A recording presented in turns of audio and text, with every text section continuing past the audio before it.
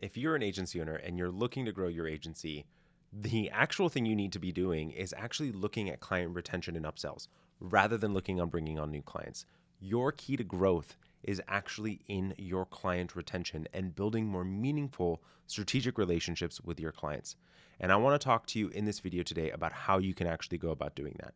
My name's Robert Patton, if we are just meeting, and I work with agencies every single day to help them actually grow and scale their businesses, get out of the day-to-day of the operations and being able to actually get into a place where they're actually able to feed their lives. I'm the founder of Creative Agency Success and looking forward to getting into this topic with you.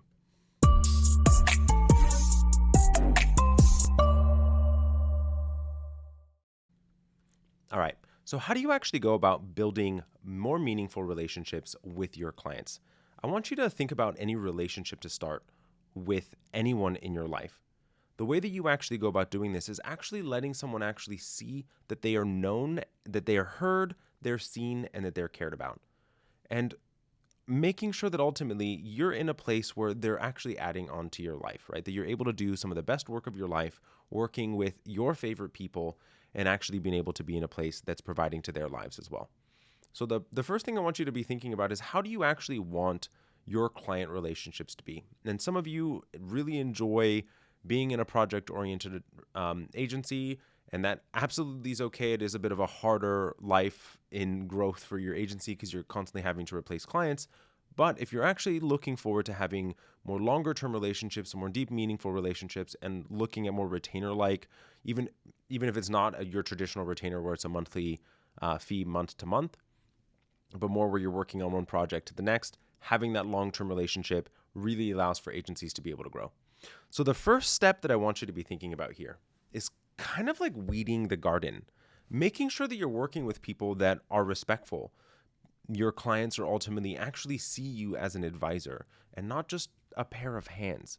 And that's the thing that I see so incredibly often when it comes to agency relationships with their clients, is that they really are just a technician. They're just there as an execution person for the client.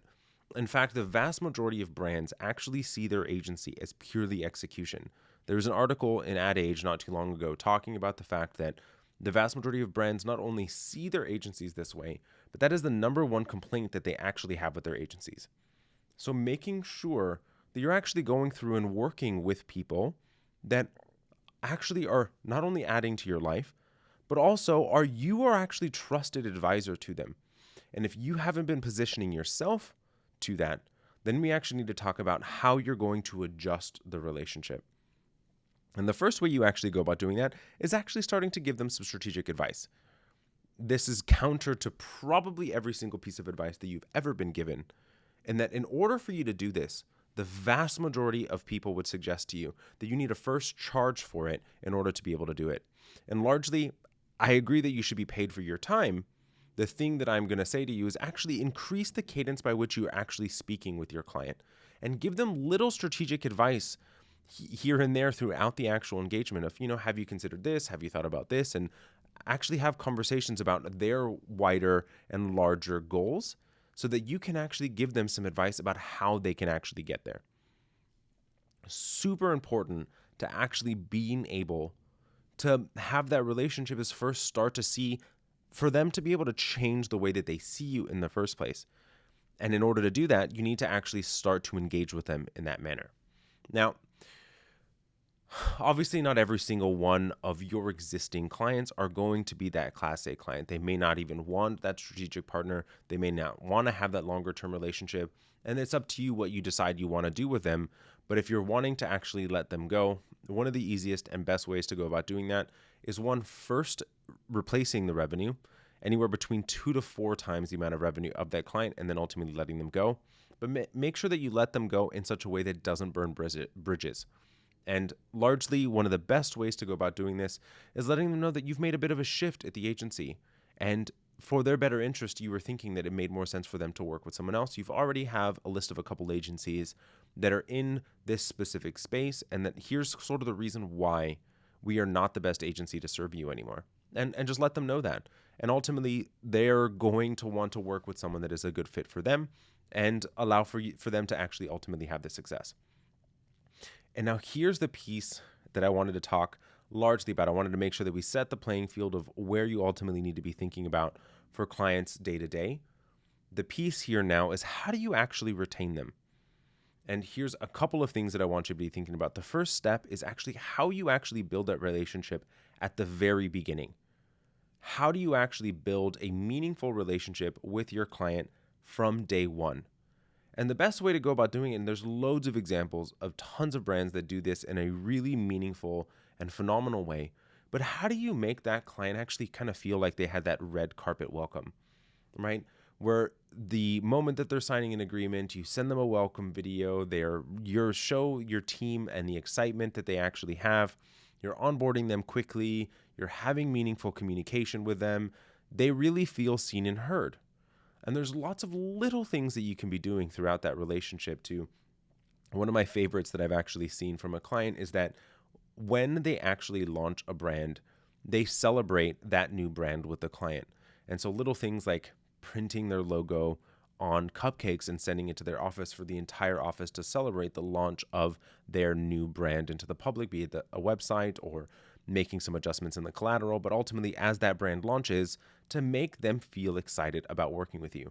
As Maya Angelou very rightfully said, is that people will not remember what you did, but they'll remember how you made them feel. So how are you making your clients feel right now during onboarding and beyond?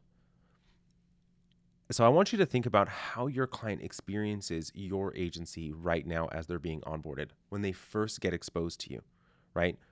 In the very beginning of every relationship, the client is excited about what the prospect is going to be of working with you. And are you actually rising to the occasion, or are you letting them down?